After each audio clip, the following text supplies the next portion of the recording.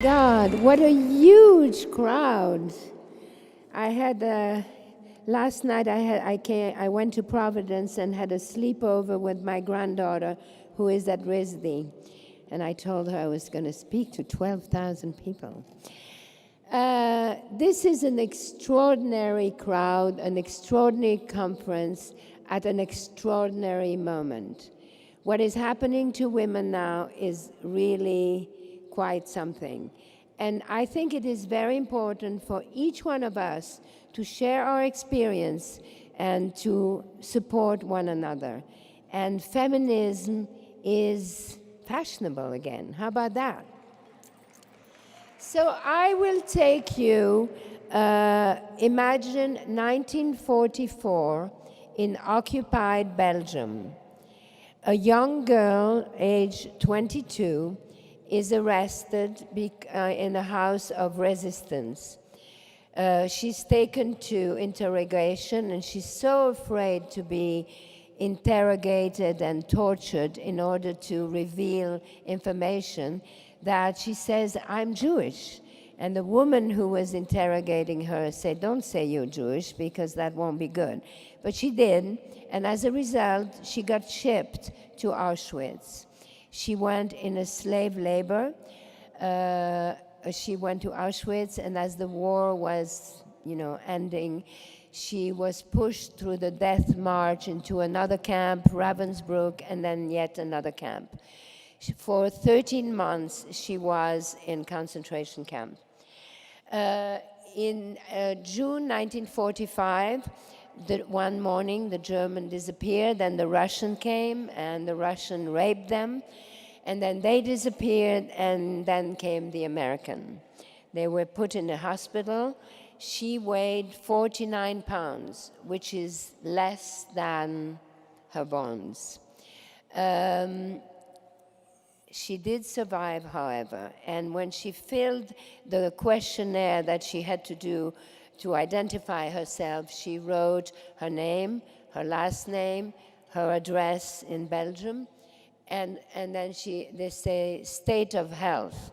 And even though she could not move, and even though she was 49 pounds, she wrote excellent health.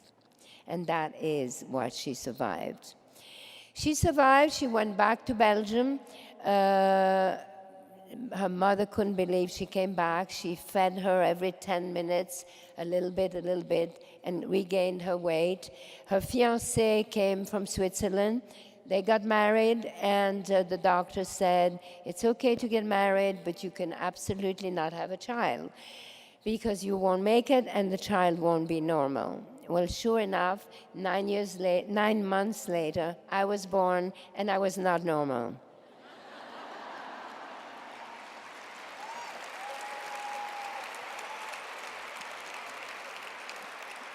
Oh, I'm sorry, I was supposed to do this. It's not yes. So my mother taught me that fear was not an option. If I was afraid of the dark, she put me in the dark closet. She'd probably go to jail now.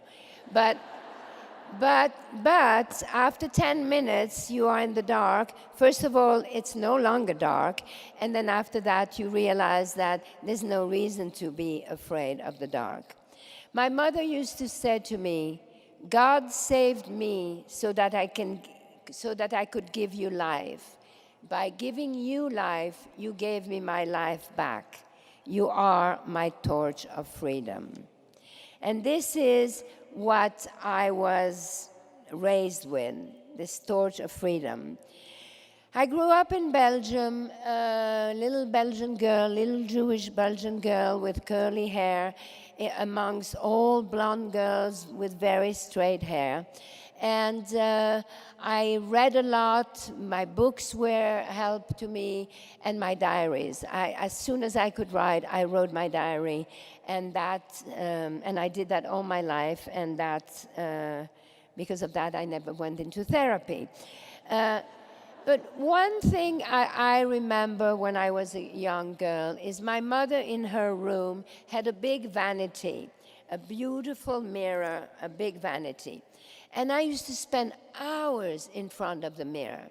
Not because I thought I was beautiful, because I was so different than everybody else, but because I realized that if I would make faces, the mirror would make faces. If I would smile, she would smile. If I would pull my tongue out, she would pull my tongue out. And that's the day, that's the moment that I realized how much control I had over myself. And therefore, one of the big advice I can give anyone is that we must know that the most important relationship is the one we have with yourself. Because if you have that, any other relation is a plus and not a must. And, well, so that's that lesson. So, I very much, oh, where's the time? Okay, that's good. I very much wanted to be independent. For me, the most important thing was to be independent. I went to boarding school very early. I then went to Switzerland in university. I met my boyfriend there. He was a prince. He was called Diane von Furstenberg. He was very handsome. And, but I really had to become independent. I didn't finish university. I went to Paris. I worked for a photographer's agent, which was the first approach, the first thing I had with fashion. I understood about all the things that, from models to photographers to advertising agency, the whole business of fashion as far as the image. I then met an Italian man, and he said, I have a factory. You should come to Italy. I will teach you the other side of fashion. So I went to work with him. I didn't really work with him. I was an intern, so to speak. All I did was really listening to him, screaming at everybody. And even though I didn't think I was doing anything, I didn't think I was learning anything, every single thing I watched in that factory, I learned and put to use. Because one of the things that I want to say to young girls who are at the beginning of their career, when you finish college, when you take your first job, or even later, you never know which is going to be your doors. There are so many doors out there, and it's not necessarily the most glamorous door who will end up giving. In my case, it certainly was not a glamorous door, and yet it gave me a very glamorous life. So it's very important to be very aware and very sensitive to every opportunity, and nothing is too small. You should be curious, you should listen. Anyway, so I pushed that door and I ended up in this factory of Angelo Ferretti, and he had a printing factory, which means that he was printing scarves for Gucci, Ferragamo, and all these people. And I learned about how you buy illustration, how you put illustration in repeat and turn, and then how you work with colorists. And all the workers there, all the colorists in Italy, their father was a colorist, their grandfather was a colorist. They weren't just workers, they were artists. So I learned about how to balance a color palette, how to, what is pigment, what colors go with that. And so that was the printing factory. This man was doing very well, and there was a factory next door that was for sale. And in that factory, and the reason it was for sale is because they used to make silk stockings, but the pantyhose had just happened, and therefore nobody wanted silk stockings anymore. So they sold the walls and the factory, and the guy went into this factory to expand his printing mill. But he looked at it, he said, what about all these machines? What can I do with all these machines? And use them. So he called the yarn factories, and anyway, to make a story short, he used this machine and discovered what is now called the jersey fabric, which is like a knit fabric, okay? So printing, knit fabric. He then bought another factory that had very thin needles because they used to make nylon nightgowns. And all of this, I was there at that time. My mother, for my birthday, gave me a ticket to go to New York and to visit my boyfriend. And I came to New York and I visited my boyfriend. And of course, he was a very young, attractive aristocrat in New York City. So you could imagine every girl wanted him, and they did not like that his girlfriend arrived all of a sudden. But all the young designers at the time, like Halston and Giorgio Sant'Angelo, gave me clothes to wear, and then I went back. I stayed there 3 weeks, and then I went back to Italy, and I thought, how am I going to get back to America? How am I going to be independent? And when I went back to the factory, all of a sudden, I looked at all these factories, and I thought, maybe I could use this. Maybe I can actually make something. And I started to make clothes with a pattern maker, and, hiding on a corner and so on. My boyfriend came. I'm rushing because I have so much to tell you. And so my boyfriend came back, and he visited me in Rome. He gave me a ring. He said, one day we'll get married, and then he went off to Asia. And I didn't really think about that so much. And anyway, to make a story short, I got pregnant. So this is a terrible thing. This is absolutely a terrible thing. I want so much to be independent, and here I am pregnant in the most eligible aristocrat man in Italy. It can be. So I went to Switzerland. I talked to my mother. I can't have that child, this and that. She said, well, you are engaged, so you have to let him know. Anyway, I got a telegram. None of you know what a telegram is anymore. But the telegram said, plan wedding mid-July. And mid-July, I got married. And so that was, oh my God, I don't know where I am. Design your life. Design your life. Okay. So, first dresses. I come to America, and I had my first dresses. And listen, by the way, the rest you could read in my book. I'm just going to try to make it very quick. But the interesting thing is that I went around with that little dress, and I traveled America, and that little dress was selling. Everybody bought that beautiful little simple dress that was both sexy and easy and practical. Somebody said that it's the perfect dress that you can get a man in, and his mother doesn't mind. So the more I was getting confident, the more I was selling confidence. And all of a sudden, I had this incredible dialogue with women that happened. And so it was like I was doing social media before there was social media. And it was also an incredible time because it was the time of women's liberation and feminism, and Gloria Steinem was my hero, and I was happy, and I wink at my image and smile at my shadow, and I enjoy the ride. But life is not just about high and success. It has a lot of failures along the way.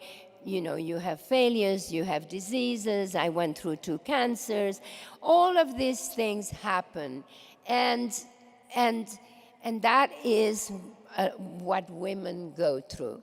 And that leads me also to what is happening to women today. And, when I was very young, it was very fashionable to be feminist. And then it stopped being so fashionable. And now all of a sudden it's so fashionable again. And there's this wave and this harassment and everything. And it's so exciting because my generation, I just assumed that a woman has her period every month and constantly gets groped. That was just the routine. That was just the routine. We just used to it. That's what happened. And you defend yourself, because it was an abuse of power. So you do it one way, you push, you do whatever. But I was lucky because I only have bosses until I was 22. I did not have boss afterwards. And I was part of the fashion business. But what about the girls who have serious bosses that control their lives, that they have, pay for their children's education?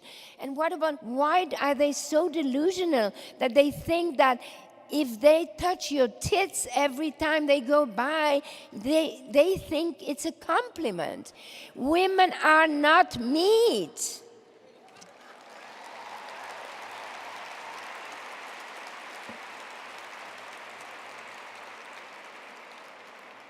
So this is a very great time for women, and it's very exciting. Another thing I would like, but one thing I have to tell you, and Gloria Steinem and I were speaking in the back. I said, I don't always practice what I preach. Do you? I'm asking Gloria Steinem, and she said, "Are you kidding?" And so this is the thing that when I feel low, this is what I remind myself. If you doubt your power, you give power to your doubts. And this is really, really an important thing to remember. Okay, well, I went very fast. I still have 3 minutes, 44 seconds. All right. Well, so here I am at 70 years old. I can't believe I'm 70, but I am. And,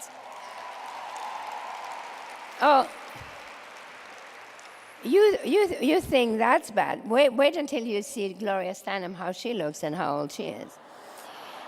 In any case, it is an exciting time for women, and it is an exciting time for me in my life. Because for my last act, for the third act of my life, I really want to focus, because when you are successful, two things happen. You can pay your bills and you have a voice. And when you have a voice, it is so important to use your voice. So my goal is for the rest of my life to be able to use my voice, to use the voice of the people that I know who have a voice, and invite people who have a smaller voice or not yet a voice or no voice at all, and join in this and weave our experience, our support, our need, our compassion, our love, our desires, our aspirations, our frustration, and weave it all into a fabric of impact. And that is my dream. And for that, I will be creating a platform called DVF Voices that you can actually register in and say you're interested and tell me what you're interested in. That will happen next year. But all I beg you all to do is we all have a voice, and we have to use our voice, because no longer we will stand for women having no voice. Thank you very much.